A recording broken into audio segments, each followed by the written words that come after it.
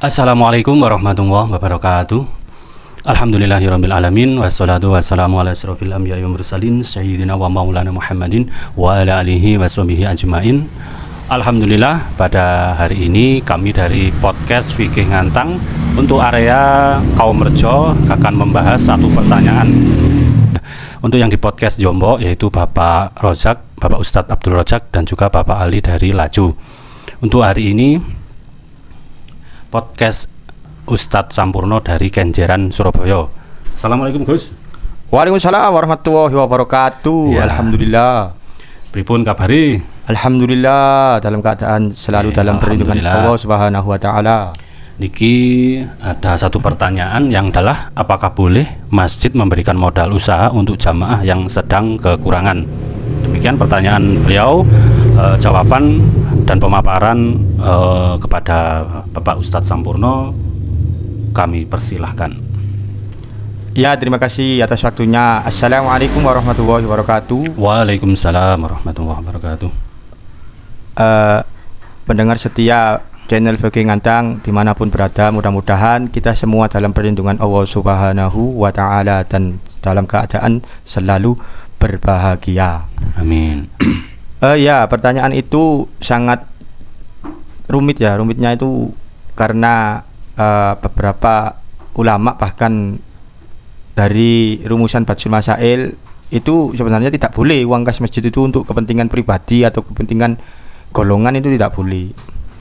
Tapi kemarin yang menarik dari pertemuan rapat lembaga takmir masjid yang dihadiri Adira Aurudo itu dengan narasumbernya beliau Al-Mukarram Romo Kiai Haji Ramadan Khotib, kalau tidak salah menyampaikan begini. Kebetulan saya kan hadir itu. Kebetulan saya hadir. Terus kondisi perwakilan dari Masjid Arifai Pak Sampurno kali Pak Rudi Ajib.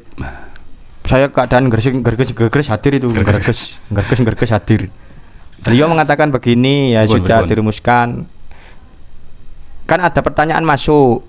Jamaah diberikan pertanyaan oleh beliau Romo Kiai Haji Ramadan Khotib. Monggo engkang badhe tangget, monggo langsung dikasih mic. Pertanyaan sama, Pak, bagaimana hukumnya? Kan di masjid sekitar saya itu ada pedagang kaki lima itu loh, tahu nggih? Dagang, bukan kakinya ada lima, bukan pedagang kecil gitu, pedagang kecil gitu. Terus pertanyaan, bagaimana hukumnya ketika uang kas masjid itu untuk dipinjam untuk penambahan modal usaha bagi pedagang tersebut? Jawabannya begini, beliau mengatakan begini. Sebenarnya tidak boleh, mutlak tidak boleh secara fikih kemasjidan itu tidak boleh, sah tidak boleh, karena uang kas masjid itu amanah yang diberikan takmir untuk kepentingan kemaslahatan masjid dan kemaslahatan umat. Nah, yang menarik di sini ada kemaslahatan umat itu atau kemaslahatan jamaah. Kalau si peminjam ini tadi ada potensi untuk meramaikan jamaah itu tadi, ya jamaah sholatnya, jamaah istighosah, jamaah pengajian, semuanya lah, majelis taklim, apalagi itu kan majelis ilmu ya, wajib hukumnya kalau majelis ilmu itu insya Allah tidak apa-apa gitu. Tapi dengan syarat itu tadi dilihat dulu kondisi keuangan kas masjidnya berapa, ya kan. Nah, kalau kondisinya tumpon atau bahasa istilahnya itu minim terus diberikan pinjaman, suatu masjidnya membutuhkan pembangunan tidak ada, wah itu kan berat gitu. Wah, jatuhnya bisa tidak amanah pengurusnya nanti takmirnya. Nah, kalau beliau mengatakan lagi terus ada masukan, seandainya kalau orangnya itu tidak suka, tidak senang jamaah, bahkan jarang ke masjid. Ya, jarang ke masjid, itu malah tidak boleh, sah tidak boleh gitu. Jadi apabila ada potensi si peminjam tadi untuk meramaikan masjid, itu insya Allah tidak apa-apa. Di contoh aja ya, di Masjid Jogokarian ya, itu kan viralnya itu memberikan modal ke pedagang kaki lima di sekitarnya, itu gimana itu? Nah, fenomena seperti itu sebenarnya bisa menjadi tolak ukur bagi masjid-masjid seluruh Indonesia. Gitu ya? Iya, kan kepentingan umat itu di atas segalanya, benar apa tidak? Iya apa tidak? Tetapi kita lihat dulu, kalau memang ada donatur yang lebih bersinergi kepada masjid tadi, ya tidak apa-apa. Ya kalau tidak ada yang bersinergi, gitu. Nggih. Ya. Lah percuma kan sekarang itu banyak masjid-masjid yang megah-megah rame, masjid-masjid yang megah-megah rame tapi jamaahnya tidak ada, Mas. Iya, kayak gitu. Buat apa kita bermegah-megahan membangun masjid tapi jamaahnya tidak ada. Lah tapi untuk kepentingan jamaah tadi kalau maslahatnya itu khususnya bisa memberikan dampak keramaian kepada jamaah, insya Allah jawabannya kemarin beliau itu tidak apa-apa. Ya, jadi pertanyaan apakah boleh masjid memberikan modal usaha untuk jamaah yang sedang kekurangan?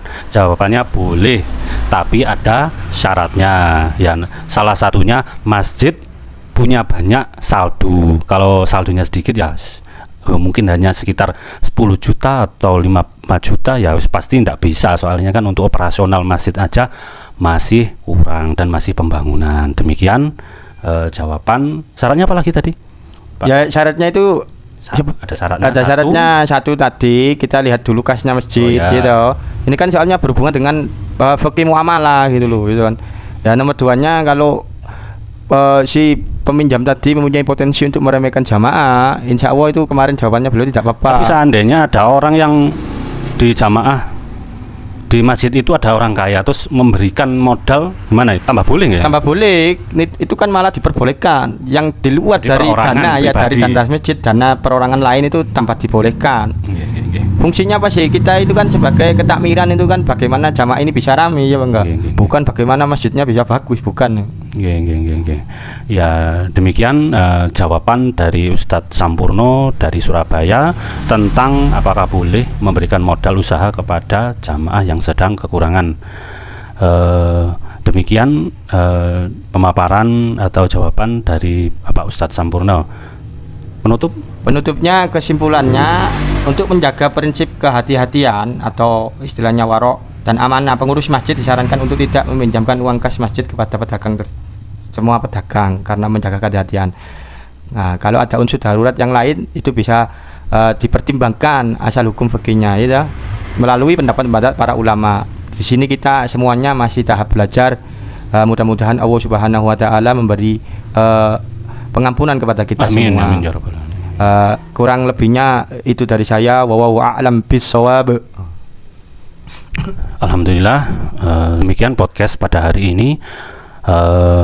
Apabila ada kata-kata atau jawaban yang kurang pas, saya mohon maaf dan mohon masukannya atau kritikannya bisa dikirim ke kami. Saya mewakili dari tim podcast Fikih Ngantang dan juga channel dakwah Ngantang mengucapkan terima kasih kepada Bapak Sampurno atas jawabannya.